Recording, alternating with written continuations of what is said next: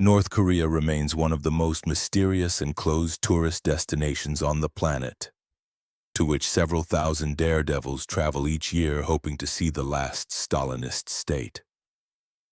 Every tourist who sets foot in this country immediately falls under the total control of the security services, who monitor every step, word, and action throughout the stay. The journey to North Korea begins long before arrival, when the tourist fills out a detailed questionnaire asking about profession, political views, relatives, and reasons for the visit. The authorities thoroughly vet everyone wishing to visit the country, refusing visas to journalists, human rights activists, and citizens of some countries, including South Korea and, at certain times, the United States of America. Visas are arranged through special travel agencies licensed to work with foreigners. Independent travel within the country is absolutely out of the question and is punishable by law. At the border, the first inspection begins, which can last several hours, during which customs officers examine absolutely everything, inspect every photo on phones, and read books. It is forbidden to bring in religious literature of any kind, political materials, books about North Korea by authors not recognized by the regime, pornography, and certain types of electronics with internet access.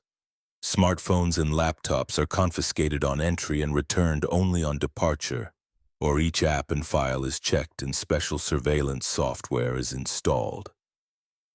Money is counted down to the last banknote and the exact amount is recorded in a special document so that on exit officials can check whether the tourist still has any prohibited North Korean won. At the border, it is strictly forbidden to photograph military personnel, border guards, equipment, or any infrastructure objects. Violating this rule can lead to immediate arrest and deportation from the country.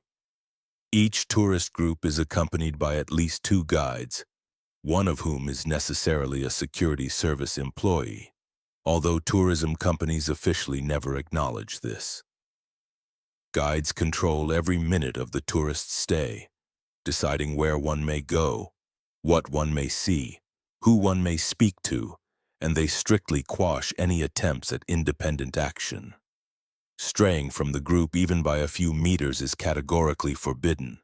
Tourists are watched not only by guides but also by inconspicuous security staff who are always nearby. Speaking with local residents is allowed only in the presence of guides, and the North Koreans themselves are afraid to communicate with foreigners, understanding that serious problems may arise for them after the foreigners leave. Tour routes are carefully planned to show only exemplary sites, monuments, propaganda museums, model farms, and factories where everything looks prosperous for the cameras.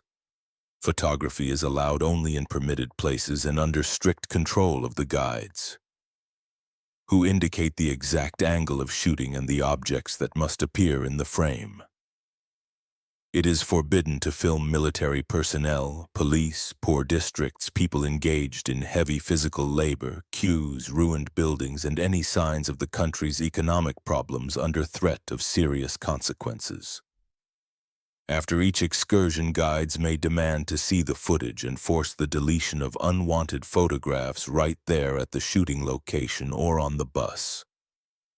Cameras with large zoom lenses arouse particular suspicion because they allow details to be captured that the regime does not want to show the outside world and the international community. Drones are categorically forbidden. They are confiscated on entry and may not be returned with the tourist accused of spying on behalf of hostile Western states. Tourists are accommodated in special hotels, often on islands or in remote areas isolated from ordinary local life in the central parts of cities. Hidden cameras and microphones are installed in the rooms, and every conversation is monitored. So experienced travelers advise extreme caution in what you say, even when alone with fellow travelers. There is no internet in the hotels. International calls are possible only via the reception under administration control, which records all telephone conversations with the outside world. Leaving the hotel independently is strictly forbidden.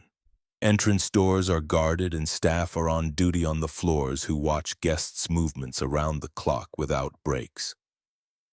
In some hotels, foreigners are assigned separate floors to which North Korean staff ascend only for cleaning and service in the presence of guards or the group's guides. The excursions are carefully staged performances in which all participants play rehearsed roles to create the desired impression of the country for foreign guests. The schools visited by tourists are filled with the best pupils from families of the party elite, dressed in perfect uniforms and displaying incredible talents in music and dance. Factories and plants are specially prepared for foreign visits, creating the appearance of bustling activity, although in reality many of them have not been operational for years due to various problems.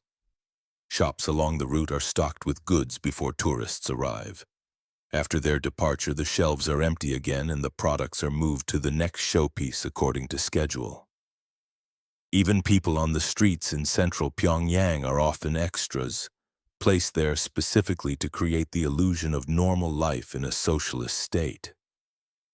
Any breach of the rules can lead to serious consequences, from fines and deportation to arrest and long-term imprisonment in a North Korean prison. There are known cases where tourists were arrested for attempting to steal a propaganda poster, for a disrespectful photo in front of a leader's statue, or for leaving a religious pamphlet in a hotel. Detained foreigners spend months in custody without contact with the outside world. They undergo interrogations, psychological pressure, and are coerced into confessing to espionage or subversive activities. Release typically occurs only after high-level diplomatic negotiations, public apologies, and guarantees that the detainee will never return to the country. The authorities use arrested tourists as bargaining chips in political games, demanding concessions from their governments in exchange for releasing their citizens from detention. Some detainees appear on television making confessions to crimes they did not commit, under pressure from investigators and the threat of harsher punishment.